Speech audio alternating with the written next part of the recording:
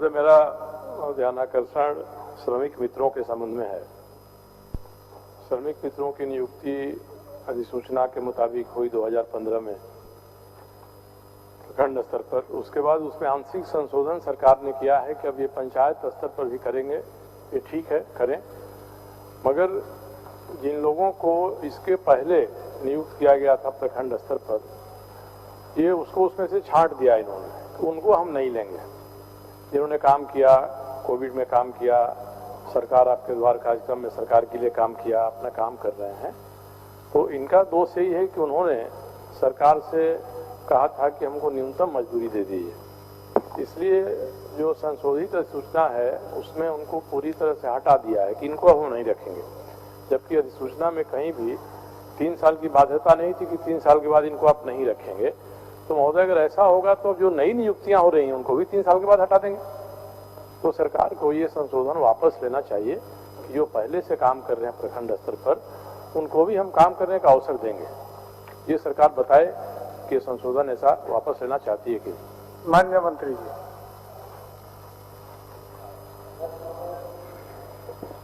माननीय सदस्य संजू राय साहब का जो प्रश्न अध्यक्ष महोदय सही है कि 2015 में प्रखंड स्तर पर 526 सभी मित्रों की बहाली हुई थी अध्यक्ष महोदय, और कोविड-19 देखते हुए सरकार ने, विभाग ने निर्णय लिया कि पदाधिकारी कम है, जो है पंचायत निबंधन भी कराना है श्रमिकों को, तो प्रत्येक पंचायत में श्रमिक मित्र की बहाली हो। इनको हटाया न गया था। जो पंचायत में इनका या वार्ड में जिनका जो गृह क्षेत्र होगा 526 के, उसको हम लोग सभी को नियुक्त कर देंगे अध्यक्ष महोदय, क्योंकि हटाए अभी तक हटाए नहीं है। प्रत्येक पंचायत में हम लोग नियुक्ति करेंगे, उनमें सभी को जगह दिया जाए।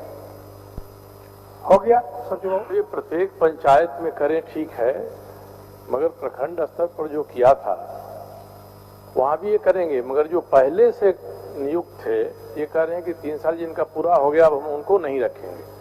महोदय, ये तो सरासर अन्याय है कि कोई भी सरकार इस सूचना में ऐसा कैसे कह सकती है कि 3 साल जिन्होंने काम किया, जिन्होंने अनुभव लिया उसी काम का, उसको हम रखेंगे ही नहीं रखेंगे, नए लोगों को बहाल करेंगे। तो मेरा महोदय आग्रह यही है सरकार से कि उनको भी रखे। एक केवल डेवलपमेंट यही हुआ है कि उन्होंने मांग कर दिया कि हमको न्यूनतम मजदूरी आपको देना चाहिए, तो नए जो बहाल हो रहे हैं ये मांग तो ये भी कर सकते हैं। कोई भी व्यक्ति जो काम कर रहा है न्यूनतम मजदूरी की मांग कर सकता है, मगर जो शर्तें हैं उसमें ये शामिल नहीं है। उन्होंने मांग कर दिया, मांग उनकी अपनी जगह है, मगर केवल एक मांग करने के कारण सरकार उनको हटा दे और कहीं सूचना में ये लिखा रहे महोदय कि इतने को छोड़कर ही हम करेंगे। 3 साल तक जिन्होंने काम कर लिया उनके अनुभव का तो लाभ उठाना चाहिए। अब सरकार नई अधिसूचना में संशोधन इतना ही किया है कि 3 साल तक जो काम किए हैं उनको हम छांट देंगे, उनको हम नहीं लेंगे। इस तरह की महोदय कोई भी अधिसूचना किसी भी न्याय की कसौटी पर सही साबित नहीं होगी। प्राकृतिक न्याय के आधार पर भी, व्यक्तिगत न्याय के आधार पर भी ये काम, ये जो सरकार की सूचना है ये सही नहीं है महोदय। इस गलती का परिमार्जन सरकार कर ले और उनको भी अवसर दे दे कि वो भी रहेंगे। माननीय मंत्री जी। अध्यक्ष महोदय, इसमें न्यूनतम मजदूरी का नियम नहीं है अध्यक्ष महोदय। इसमें श्रमिक मित्र का काम है निबंधन करना। प्रत्येक निबंधन में 15 रुपया हम लोग देते हैं उनको प्रोत्साहन के रूप में। अगर 50 से अधिक श्रमिक का निबंधन कराएंगे तो 5 रुपया और बढ़ाएंगे, 20 रुपया देते हैं अध्यक्ष महोदय। आज जो श्रमिक का निबंधन का रिन्यूअल करना है उसको 10 रुपया देते हैं, मापदंड तय है। तो उस विभाग के जो नियम के अनुसार काम हो रहा है अध्यक्ष महोदय। लेकिन जो ज़्यादा हटाने की बात है, हम सभी को संबोधन करेंगे अध्यक्ष महोदय, हटाने की कहीं सवाल नहीं है, क्योंकि लोग नहीं। ठीक है सचिव बाबू। ठीक है महोदय, ठीक, आश्वासन मिल गया। माननीय सदस्य राजेश कच्छप जी। अध्यक्ष महोदय, NH-33 रोड में सन 1955 से 58 में कांची सिंचाई परियोजना का निर्माण हुआ है महोदय, जो सालगिडी से उलीडी तक एकमात्र सिंचाई का साधन है। इस नहर पर हजारों किसान आश्रित है।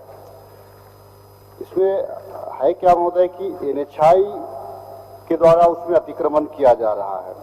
एक PIL दायर किया गया है महोदय।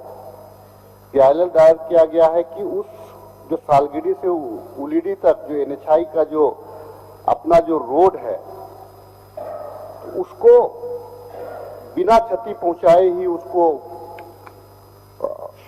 रोड का निर्माण किया जाए। इसके विपरीत कहना यह है महोदय कि चूंकि ये बहुत हजारों हजार किसान इससे लाभान्वित हो रहे हैं और ये बहुत पुरानी योजना है और इसका अतिक्रमण हो रहा है महोदय, और चूंकि न्यायालय का भी एक आदेश है के बावजूद आज NHI के द्वारा उसमें अतिक्रमण होने से उस नहर का अस्तित्व खतरे में है। मैं माननीय मंत्री जी से जानना चाहता हूं, मैं सरकार से जानना चाहता हूं कि इस पे क्या कार्रवाई संभव है। माननीय मंत्री जी। अध्यक्ष महोदय, कांची परियोजना का सवाल। जी अध्यक्ष महोदय, ठीक।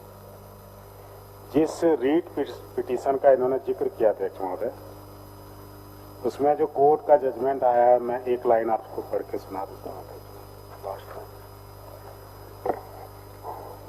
Since the corrective steps are being taken and this has been pleaded in the counter affidavit of the state in paragraph 15, we do not think the cause of action to this writ petition survives. This writ petition is accordingly disposed of.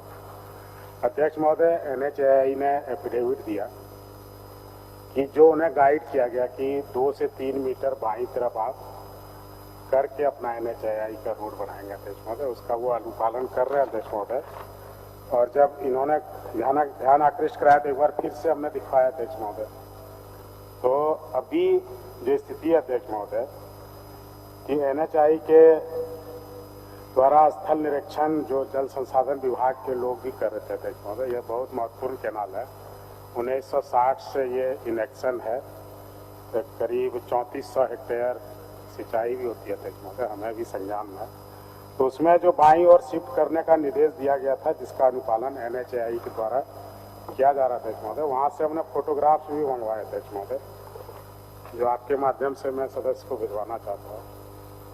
तो इस पर हम लोग संज्ञान में हैं अध्यक्ष महोदय, और एक बार फिर जल संसाधन विभाग से एक इस पर मंगा लेते हैं कि जो इन्होंने हाई कोर्ट में एफिडेविट दिया उसके अनुरूप एक्ट कर रहे हैं। ठीक।